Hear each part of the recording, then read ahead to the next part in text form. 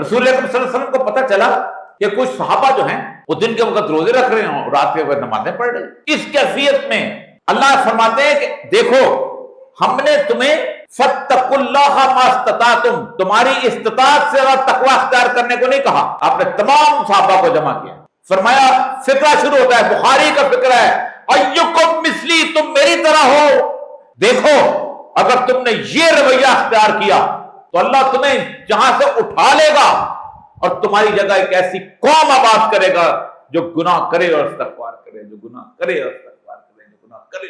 نیت باندھ کے یہاں نہیں کہا گیا گناہ ہو جائے تو استغفار کرے۔ ہمارے اکثر اس کا مطلب یہ لیتے ہیں کہ نہیں چلو آج چل کے گناہ کرتے ہیں، یہ اللہ کی استغفار کی، اللہ کی اس رحمت کی مذاق اڑانے کا مطلب ہے کہ اس نے تو بخش ہی دینا ہے نا۔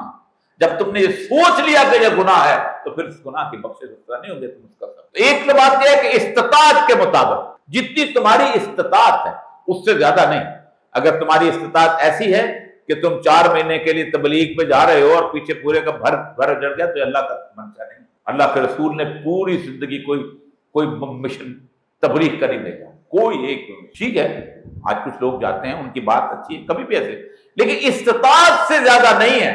جس نے جتنی استطاعت ہے، جس کو جتنی قوت ہے، جتنی طاقت ہے، ویسا تقویٰ ہے۔